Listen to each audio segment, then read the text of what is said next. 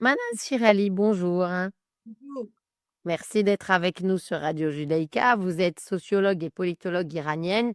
On voulait faire le point avec vous. On a l'impression, Manan Shirali, que la répression a fonctionné et que les manifestations sont en train de s'essouffler un peu en Iran. Est-ce que c'est ce qui se passe malheureusement? Hier, j'ai eu une dizaine de contacts avec l'Iran parce que l'Internet s'est rétabli pendant quelques heures. Donc, on m'a contacté. On m'a dit qu'ils ont mis des mitraillettes sur tous les carrefours à Téhéran et dans les autres villes pareilles. Et les soldats du régime, que ce soit les soldats iraniens que les Arabes, parce qu'il y a beaucoup d'arabophones parmi les soldats, et ils donnent des ordres en arabe. Vous vous rendez compte? C'est l'armée étrangère qui a envahi l'Iran. Et quand je parle de l'Iran comme un pays sous occupation, c'est vraiment pas exagéré. C'est un pays occupé. Et donc, les jeunes disaient que, en fait, dans tous les carrefour de la ville, il y a des mitraillettes, des immenses mitraillettes. Et donc, la ville est devenue une ville occupée et sous couvre-feu. Alors, on Moi, a pour répondre à votre question, comment vous attendez, comment voulez-vous que les Iraniens sortent? Et moi, je pense que c'est vraiment, on rendu une grande injustice aux Iraniens en leur demandant de sortir, en leur demandant de manifester, parce que c'était tout à fait clair que la République islamique, c'est un régime militaire et que avec un régime militaire, vous ne pouvez pas changer ce régime à main nue. Ça, c'était clair, c'était clair. Dans l'histoire de l'humanité, vous ne trouvez pas un peuple à main nue qui a réussi à renverser un régime militaire. L'histoire de l'humanité ne témoigne pas une telle chose. Pourquoi nous avons attendu que les Iraniens sortent dans les rues et se sacrifient de cette façon sans aide, sans aide? Il fallait qu'ils soient armés, il fallait les armer, il fallait que les partis politiques les arment. Bon, sans aide internationale, l'Iran va entrer dans une guerre civile, c'est évident, parce que les Iraniens avec qui je parlais hier étaient assoiffés de vengeance parce qu'ils avaient perdu leurs amis. mmh. Alors, on a du mal à avoir, des bilans, de victimes, mais même, l'ayatollah Ali Khamenei a reconnu pour la première fois qu'il y avait plusieurs milliers de morts, hein, dans cette vague de contestation et évidemment, sans surprise, il a accusé les États-Unis d'en être responsables et ça, c'est un peu sa litanie depuis le début. Il fait semblant que c'est les États-Unis et Israël qui encouragent cette révolution et pas le peuple iranien qui en est vraiment à l'origine. Écoutez, les Iraniens ont la chance d'avoir deux grandes puissances à leur côté, les Israéliens et les Américains. Et les Iraniens en sont fiers. Déjà, quand la République islamique s'est établie, c'était grâce à qui? Grâce à la France aussi, il ne faut pas oublier. Donc, le fait que les Iraniens ont leurs alliés, c'est leur fierté. Je le dis à haute voix, qu'on est très contente d'avoir le peuple israélien avec nous. Pourquoi pas? Pourquoi pas? Alors que tous ces Libanais, les milices libanaises et les milices de Hezbollah, les milices de Hachd al-Shabi, ils ne sont pas des étrangers. Ils sont pas... Le pays est occupé par les étrangers. Il est normal que le peuple iranien ait des alliés. Et donc, les Iraniens en sont fiers et ils sont sûrs qu'ils vont être aidés. Pourquoi pas?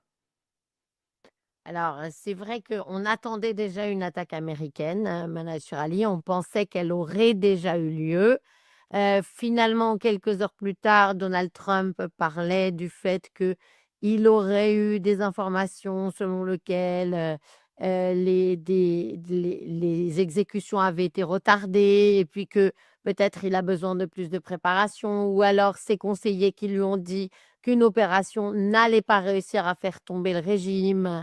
Est-ce que finalement, vous, personnellement, vous croyez que les États-Unis vont quand même aller aider le peuple iranien à faire tomber le régime des mollahs?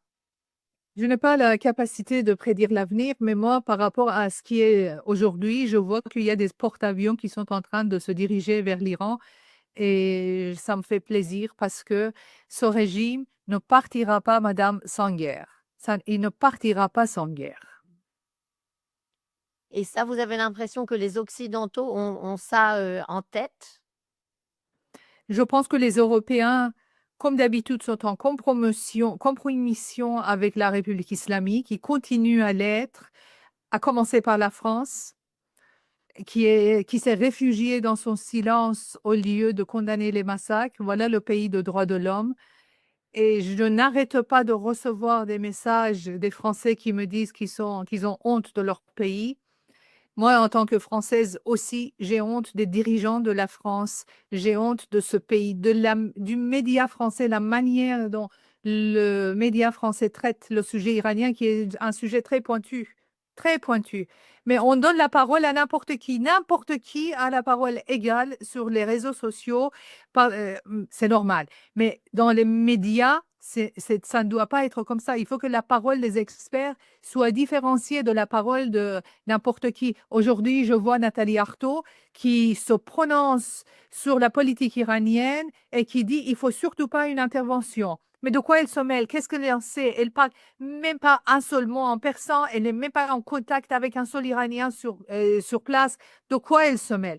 Cette manière de traiter la politique iranienne par les non-experts, par les gens qui n'ont rien à voir avec ce pays, qui n'y connaissent rien, c'est vraiment absolument humiliant pour la France, pour la France. On disait aussi, Manal Cherali, que c'est les pays du Golfe qui avaient dissuadé Donald Trump, de frapper, l'Iran. Quel est leur intérêt, par rapport à cela? On dit aussi que c'est Israël qui a dissuadé parce que Israël n'était pas encore prêt pour protéger ses propres ressortissants, ses propres habitants. Et les pays arabes, je ne sais pas, mais en tout cas, le Qatar, qui est très présent dans la politique française aussi, n'a pas l'intérêt que la République islamique change parce que il y a une réserve gazière qui est en commun entre l'Iran et le Qatar. La République islamique est totalement incapable d'en profiter, donc tout le gaz iranien est versé dans la poche des Qataris. Ils se sont largement enrichis dans les 10 dernières années et ils veulent continuer à voler la richesse des Iraniens. C'est tout à fait normal. Vous savez, en politique, je dis toujours à mes étudiants, follow the money. C'est très clair. En fait, ce sont les sciences les plus claires, les plus simples de toutes les autres sciences. Follow the money. Quand vous regardez qui dit quoi et vous regardez d'où viennent ses intérêts financiers, c'est tout. C'est aussi ça. Tous ces gens, tous ces hommes politiques, tous ces anciens ministres qui sont aujourd'hui anti-interventionnistes et ils disent que le peuple iranien doit décider tout seul de son sort à main nue, se faire massacrer, merci. Ces gens-là, ils défendent, ils se sont alignés sur les intérêts d'un autre pays. Pourquoi? Allons savoir. Je ne sais pas. Alors, je voudrais qu'on rende hommage à un jeune homme qui s'appelait Erfan Soltani, qui a été assassiné dans une prison des gardiens de la Révolution, et qui était en quelque sorte un peu, l'un des symboles de ces manifestations, alors que c'était pas quelqu'un de politique, ni quelqu'un de si connu que ça avant le début. Mais c'est pour dire en fait que la République islamique est face à des citoyens lambda, si j'ose dire. Ce jeune homme, il était vendeur de vêtements, c'était pas un activiste politique au départ, mais vraiment, il voulait s'opposer à cette tyrannie et faire changer la situation actuelle en Iran. Et je crois que c'est très représentatif, en fait, de cette jeunesse iranienne. Est-ce que c'est ça que vous avez, ressenti et les gens avec lesquels vous êtes en contact? Et vous savez, le sort d'Elfan Soltani est très ambigu. On ne sait pas encore où on en est avec ce jeune homme qui est devenu l'emblème de la jeunesse iranienne par sa beauté, par son charme, par sa manière de s'habiller, par son coupe de cheveux. Vous savez, tout ça, c'est comme ça, en fait, les mouvements sociaux. C'est comme ça, en fait, les phénomènes sociaux. Tout d'un coup, une image nous choque, alors on sait qu'il y a des centaines de milliers de morts derrière, mais il y a qu'une seule image qui nous touche. Je pense à ce petit gamin, enfant de 2 ans qui était au bord de la mer, mort, son corps qui a bouleversé le monde. On savait qu'il y a des centaines et des milliers de réfugiés politiques qui perdent leur vie dans la mer, mais cette image nous a complètement bouleversés. Et l'image de Erfan Soltani, c'est l'image qui nous a bouleversés parce qu'il représentait à lui seul tous ces jeunes qui donnent leur vie dans les rues iraniennes. Merci beaucoup, Manal Shirali. On continuera de suivre avec vous, malheureusement, ce qui se passe en Iran parce que c'est absolument primordial pour la région et même pour le monde entier. Je rappelle que vous êtes politologue et sociologue iranienne et spécialiste et enseignante à Sciences Po à Paris, entre autres. Je ne suis plus enseignante à Sciences Po parce que mon contrat n'a pas été reconduit à cause des critiques, enfin critiques. Je suis très critique face à l'islam de la République islamique. Ça n'a pas plu aux dirigeants des Sciences Po, donc mon contrat n'a pas été reconduit. Eh bien, c'est bien dommage parce qu'ils avaient déjà des soucis avec les islamistes. Alors, si en plus ils baissent la tête devant eux, il y a de quoi s'inquiéter encore plus pour la France. En effet, vous avez raison.